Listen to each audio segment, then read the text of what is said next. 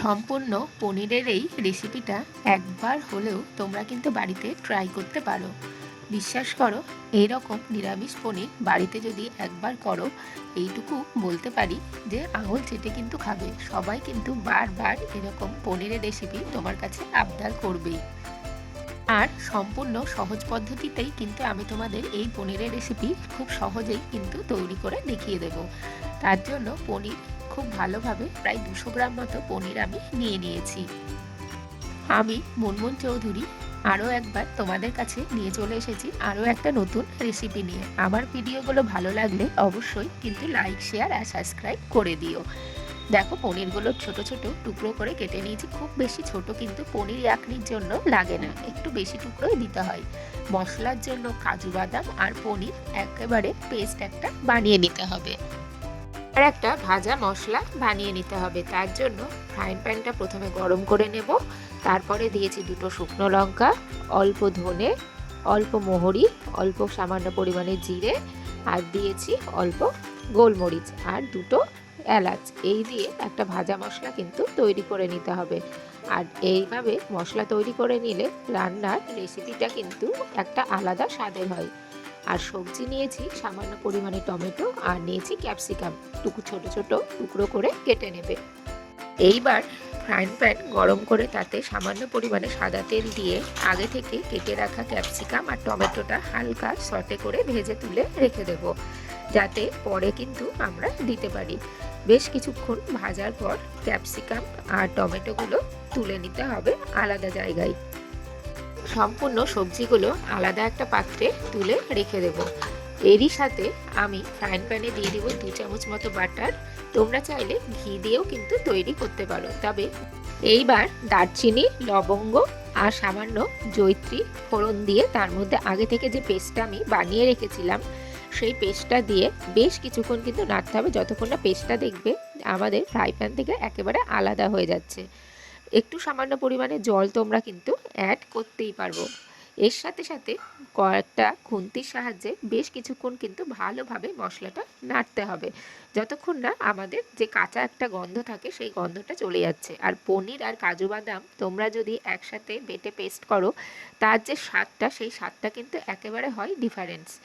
এইবার দেখো, মশলাটা প্রায় তৈরি হয়ে গেছে, ভাজা ভাজাও হয়ে গেছে। এই অবস্থায় আমি দিয়েছি সামান্য লবণ আর দিয়েছি সামান্য পরিমাণে চিনি। তবে এইবার মশলাগুলো বেশ কিছুক্ষণ ভেজে নিতে হবে। এরপর হালকা হালকা করে সামান্য পরিমাণে দিয়ে দেবো আমি টক দই।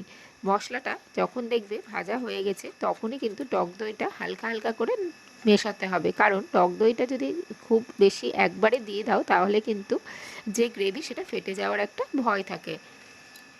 সম্পূর্ণ গ্রেভিটা যখন প্রায় তৈরি তখন আমি দিয়ে দিয়েছি 2 কাপ মতো দুধ। তবে দুধটা কিন্তু এক্ষেত্রে অ্যাড করতেই হবে, কারণ ইয়াকনি পনির জন্য দুধ কিন্তু দিতেই হবে। দেখো, পনিরগুলো আলাদা একটা উষ্ণ গরম জলে ভিজিয়ে রেখেছিলাম, সেখান থেকে তুলে নিয়ে রেখে দিলাম।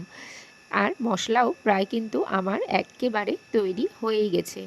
দেখো কতটা সুন্দর দেখতে হয়েছে, আর কিন্তু খেতে হয় একেবারে অসাধারণ। তোমরা রাতে রুটি কিংবা ভাত বা পোলাওয়ের সাথে কিন্তু খেতে পারো। এইবার যে আগে থেকে মশলার রোস্টটা আমি করে রেখেছিলাম সেই মশলাটা দিয়ে দিচ্ছি, আর সামান্য চিনি অ্যাড করেছি। খুব বেশি মশলা কিন্তু এই পনিরের জন্য কিন্তু লাগে না। আর এইভাবে তৈরি করলে রেস্টুরেন্টের স্বাদেই কিন্তু তোমরা পাবে। দেখো, গ্রেভিটা প্রায় একেবারে রেডি হয়ে গেছে। এই অবস্থায় আমি দিয়ে দেব পনিরের টুকরোগুলো। পনিরের টুকরোগুলো দেওয়ার পর দিয়ে দেব কাসুরি মেথি। কাসুরি মেথি একটু আমি রোস্টেড করে নিয়েছি, আর দিব এলাচের গুঁড়ো। তবে তোমরা এলাচ বেটেও দিতে পারো, কিন্তু এক্ষেত্রে আমি এলাচ গুঁড়োটাই দিয়েছি। তোমার আমার রান্নাগুলো যদি ভালো লেগে থাকে তবে অবশ্যই কিন্তু আমাকে জানিও। আর বাড়িতে অবশ্যই ট্রাই করে কিন্তু আমাকে বলবে যে তোমাদের এটা কেমন লাগলো। ইয়াকনি পনিরের জন্য গ্রেভি আমার একেবারে পারফেক্টলি রেডি, আর পনিরগুলো বেশ নরম হয়ে গেছে। এই অবস্থায় আগে থেকে ভেজে রেখেছিলাম যে সবজিগুলো, সেই সবজিগুলো মিশিয়ে দেব। সামান্য জল আমি অ্যাড করেছি যাতে গ্রেভিটা একটু সামান্য পাতলা হয়ে থাকে, না হলে খুব বেশি ঘন গ্রেভি হলে খেতে খুব একটা ভালো লাগে না। শেষে দিয়ে দিয়েছি সামান্য পরিমাণে গরম মশলা গুঁড়ো। আর তোমরা চাইলে একটু ধনেপাতা কুচি অ্যাড করতে পারো। আমি তো দিয়েছি ধনেপাতা কুচি, কারণ ধনেপাতা কুচির যে ফ্লেভার সেই ফ্লেভারটা কিন্তু খুব ভালো লাগে। শেষে দিয়ে দিব ফ্রেশ ক্রিম। ফ্রেশ ক্রিম আমি অ্যাড করেছি 2 চামচ মতো।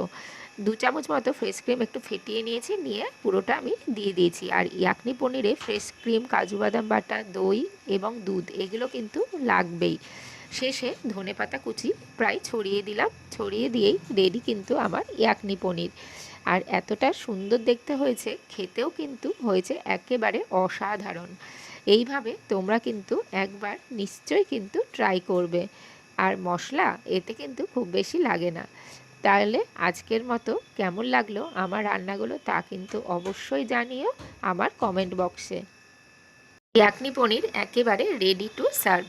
এইভাবে তৈরি করে সুন্দরভাবে সাজিয়ে নিয়ে পরিবেশন করো ইয়াকনি পনির, আর সাথে অবশ্যই রাখো তন্দুর রুটি অথবা তোমাদের প্রিয় আর আমারও প্রিয় নান। আর অবশ্যই চাইলে পরোটা দিয়েও কিন্তু তোমরা খেতে পারো। দেখো কতটা সুন্দর দেখতে হয়েছে, খেতে কিন্তু অসাধারণ হয়েছিল। তবে বাড়িতে কিন্তু ট্রাই করতে ভুলবে না, আর আমাকে জানাতেও কিন্তু ভুলবে না তোমাদের কেমন লাগলো। ঠিক আছে, তাহলে আজকের মতো বিদায় নিই।